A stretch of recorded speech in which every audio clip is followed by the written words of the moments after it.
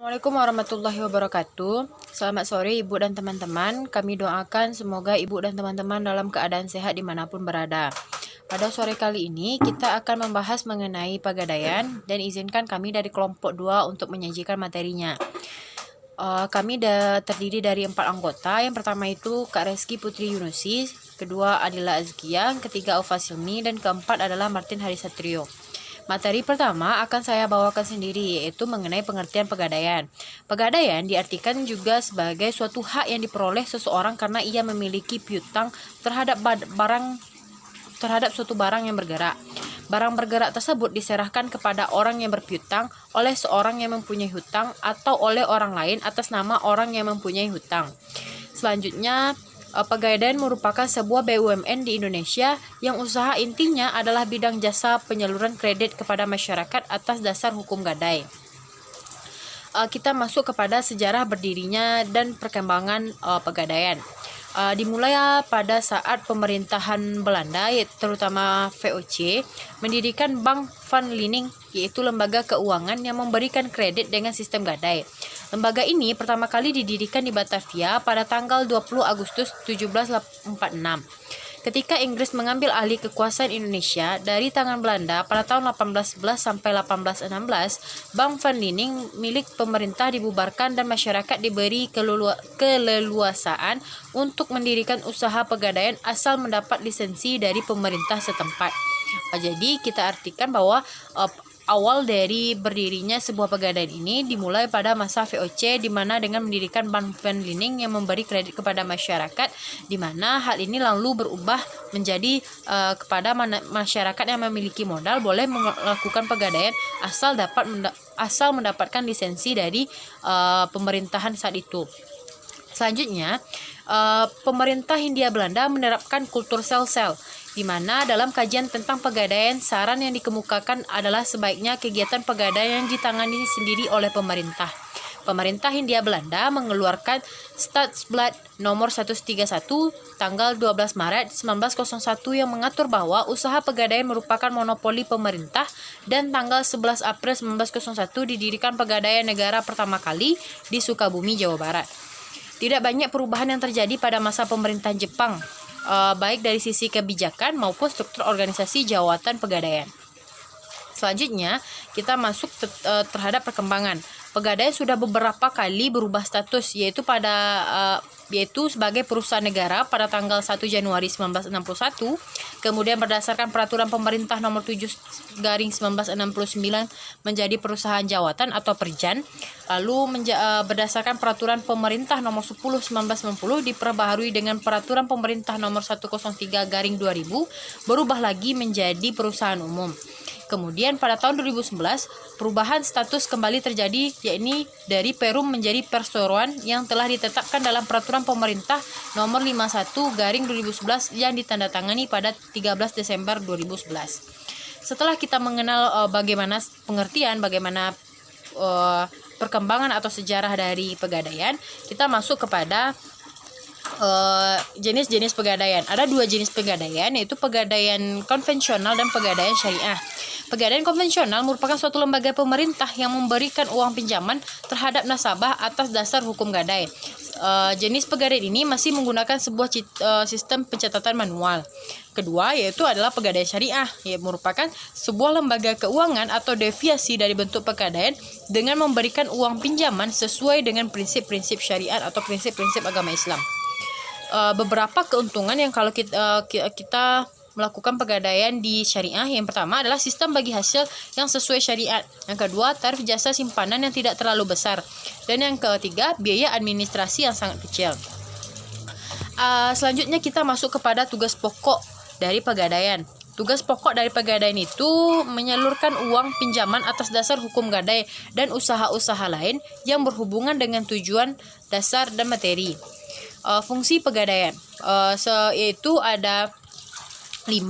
Yang pertama, sebagai pengelola penyaluran dana pinjaman yang berdasarkan atas dasar hukum gadai dengan cara yang mudah, cepat, dan aman untuk mengelola semua bentuk keuangan, kepegawaian, perlengkapan, pendidikan, dan pelatihan.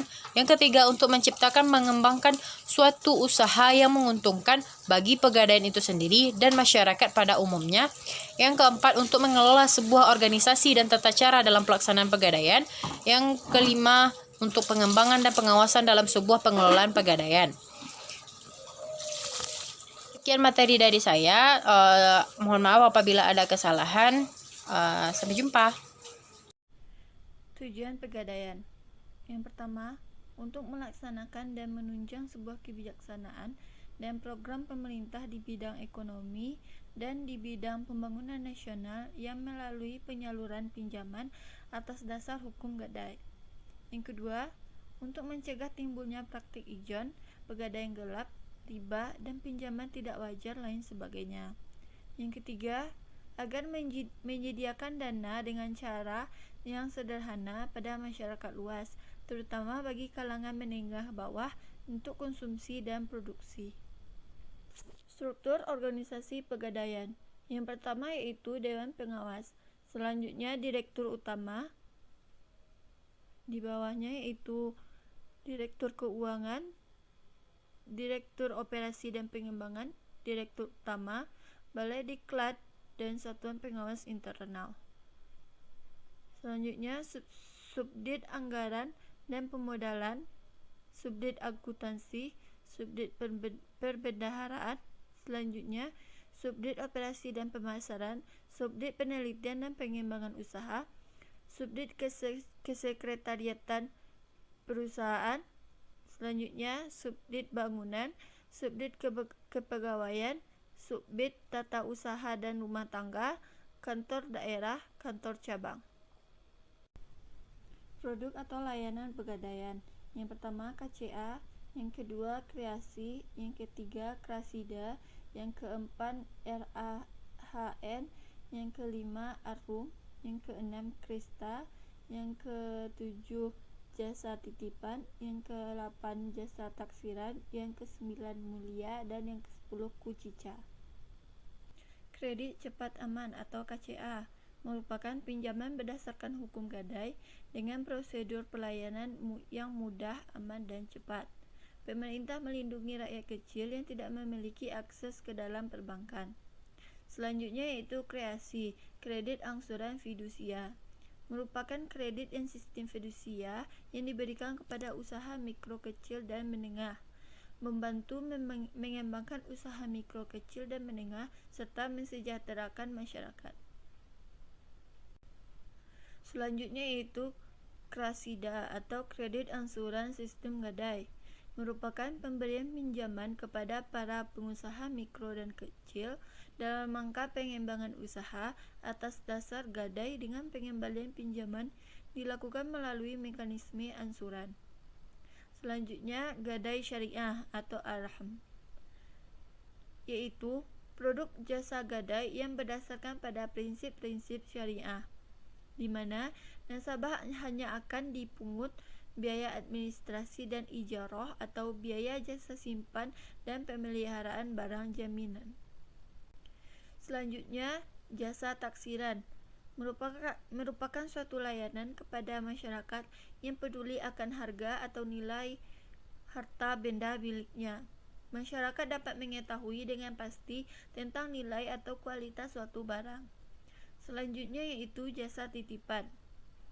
Dalam dunia perbankan, layanan ini dikenal sebagai Safe Deposit Box. Jangka waktu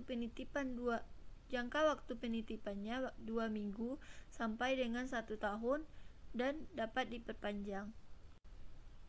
Selanjutnya yaitu Krista.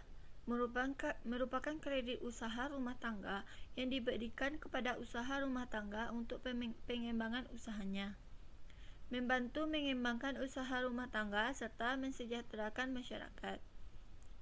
Selanjutnya yaitu Arum, untuk usaha mikro kecil. Pengembangan usahanya berdasarkan dengan berprinsip syariah. Selanjutnya yaitu Mulia, merupakan penjualan logam mulia oleh pegadaian kepada masyarakat secara tunai dan agunan dengan jangka waktu fleksibel. Selanjutnya yaitu kucica atau kiriman uang cara instan, cepat dan aman. Merupakan suatu produk pengiriman uang dalam dan luar negeri yang bekerja sama dengan Western Union. Baiklah, saya Reski Putri Yunusi akan melanjutkan materi selanjutnya, yaitu kegiatan usaha pegadaian. Kegiatan usaha pegadaian itu terbagi atas 4, yang mana yang pertama itu pinjaman jangka pendek dari perbankan, pinjaman jangka pendek dari pihak lain, penerbitan obligasi, dan modal sendiri. Selanjutnya, untuk penjelasannya, yang pertama itu ada pinjaman jangka pendek dari perbankan, yang mana dana jangka pendek sebagian besar adalah dalam bentuk pinjaman jangka pendek dari perbankan, yang mana pinjaman jangka pendek ini diberikan oleh perbankan sekitar 80% dari total jangka pendek yang dihimpun dari perbankan tersebut. Yang kedua itu ada pinjaman jangka pendek dari pihak lain, yang mana pinjaman jangka pendek dari pihak lain ini biasanya diperoleh dari hutang kepada rekan-rekan atau hutang kepada nasabah, hutang pajak, dan hutang-hutang lain-lainnya. Yang ketiga itu ada penerbitan obligasi, yang mana penerbitan obligasi ini memperoleh atau menghimpun dana perum pegadaian yang pernah diterbitkan oleh obligasi. Selanjutnya itu ada modal sendiri. Modal sendiri ini terbagi atas 2. Yang pertama itu modal sendiri yang terdiri dari modal awal, yaitu kekayaan negeri di luar APBN, di luar anggaran pembelanjaan dan pembelanjaan negara. Yang kedua itu penyertaan modal pemerintah. Yang ketiga, laba ditahan. Laba ditahan ini merupakan akumulasi laba sejak perusahaan perum pegadaian berdiri. Yang selanjutnya itu penggunaan dana. Dan modal sendiri ini bisa juga dana yang digunakan untuk yang pertama itu uang kas dan dana likuid lainnya. Yang kedua, pendanaan kegiatan operasional dari perusahaan tersebut. Yang ketiga itu pembelian dan pengadaan berbagai macam bentuk aktiva tetap dan inventaris. Selanjutnya itu ada penyaluran dana dan investasi lainnya. Selanjutnya itu ada hak dan kewajiban pemegang gadai, yang mana pemegang gadai berhak untuk menjual barang yang digadaikan apabila pemberi gadai pada saat jatuh tempo tidak dapat memenuhi kewajibannya atau membayar kewajibannya. Yang selanjutnya itu pemegang gadai berhak untuk mendapatkan penggantian biaya yang telah dikeluarkan untuk menjaga keselamatan barang jaminannya. Selanjutnya itu ada selama hutangnya belum dilunasi, maka pemegang gadai berhak untuk menahan barang jaminan yang telah diserahkan oleh pemberi gadai, atau ini disebut dengan hak retensi. Selanjutnya itu ada kewajiban pemberi gadai, di mana kewajiban pemberi gadai ini untuk melunasi hutang yang telah diterimanya dari pemegang gadai dalam tenggang waktu yang telah ditentukan atau yang telah disepakati, termasuk bunga dan biaya lainnya yang telah ditentukan oleh pemegang gadai. Yang selanjutnya itu pemberi gadai berkewajiban merelakan penjualan atau barang yang digadaikannya apabila dalam jangka waktu yang telah ditentukan pemberi gadai tidak dapat melunasi hutang tersebut kepada pemegang gadai, maka pemberi gadai wajib merelakannya dan tidak bisa menuntut apa-apa. Baiklah, sekian materi dari saya. Materi selanjutnya adalah kategori barang gadai. Kategori barang gadai yang pertama adalah barang-barang perhiasan. Yang termasuk ke dalam barang-barang perhiasan ada emas, perak, intan, dan mutiara. Selanjutnya adalah barang-barang elektronik. Yang termasuk ke dalam barang elektronik adalah TV, kulkas, radio, tip, dan recorder. Kategori barang gadai yang ketiga adalah kendaraan. Yang termasuk ke dalam kendaraan adalah sepeda, motor, dan mobil. Selanjutnya adalah barang-barang rumah tangga. Termasuk ke dalam barang-barang rumah tangga adalah barang-barang pecah belah. Yang kelima adalah mesin. Yang termasuk ke dalam barang gadai dalam kategori mesin adalah mesin jahit, mesin ketik, dan lain-lain. Selanjutnya adalah tekstil, yaitu kain batik dan permadani, dan barang-barang lain yang beranggapan bernilai. Materi selanjutnya adalah barang-barang yang tidak termasuk ke dalam yang bisa dijadikan jaminan. Yang pertama adalah binatang ternak, seperti kerbau, sapi, kambing, dan lain-lain. Yang kedua adalah hasil bumi. Yang termasuk ke dalam hasil bumi adalah padi, jagung, ketela pohon, dan lain-lain. Barang yang ketiga adalah barang dagangan dalam jumlah besar. Yang keempat, barang-barang yang cepat rusak, busuk, atau susut. Yang kelima, barang-barang yang amat kotor. Keenam adalah barang-barang seni yang sulit ditaksir nilainya. Yang ketujuh, barang-barang yang mudah terbakar. Kedelapan, barang-barang jenis senjata, amunisi, dan misiu. Yang kesembilan adalah barang-barang yang disewa belikan. 10, barang-barang milik pemerintah. Dan yang terakhir, barang-barang ilegal. Materi selanjutnya adalah manfaat dari pegadaian. Bagi nasabah, manfaat pegadaian sendiri adalah ketersediaan dana dengan prosedur yang relatif lebih sederhana dan dalam waktu yang lebih cepat. Manfaat bagi nasabah yang kedua adalah penaksiran nilai suatu barang bergerak dari pihak atau institusi yang telah berpengalaman dan dapat dipercaya. Yang ketiga adalah penitipan suatu barang bergerak pada tempat yang aman dan dapat dipercaya. Sedangkan manfaat bagi pegadaian sendiri adalah yang pertama, penghasilan yang bersumber dari sewa modal yang dibayarkan oleh peminjam dana. Manfaat yang kedua adalah penghasilan yang bersumber dari ongkos yang dibayarkan oleh nasabah memperoleh jasa tertentu dari perum pegadaian. Manfaat yang ketiga adalah pelaksanaan misi pegadaian sebagai suatu badan usaha milik negara yang bergerak dalam bidang pembiayaan berupa pemberian bantuan kepada masyarakat yang memerlukan dana dengan prosedur dan cara yang relatif sederhana. Manfaat yang terakhir bagi pegadaian adalah berdasarkan peraturan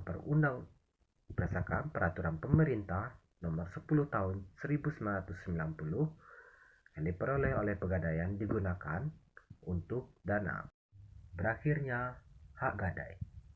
Materi selanjutnya adalah berakhirnya hak gadai, yang mana hak gadai dapat berakhir apabila suatu perjanjian hutang piutang pada dasarnya tidak ada yang bersifat langgeng. Artinya, perjanjian tersebut sewaktu-waktu akan bisa berakhir atau batal. Demikian pula dengan perjanjian gadai. Namun, batalnya hak gadai akan sangat berbeda dengan hak-hak lain. Menurut Dahlan, tahun 2000, bahwa hak gadai dikatakan batal apabila yang pertama, hutang piutang yang telah terjadi telah dibayar dan dilunasi. Yang kedua adalah barang gadai keluar dari kekuasaan pemberi gadai, yaitu bukan lagi menjadi hak milik pemberi gadai. Yang ketiga adalah para pihak tidak melaksanakan yang menjadi hak dan kewajiban masing-masing. Dan yang terakhir adalah barang gadai tetap dibiarkan dalam kekuasaan pemberi ataupun yang kembalinya atas kemauan yang berpiutang.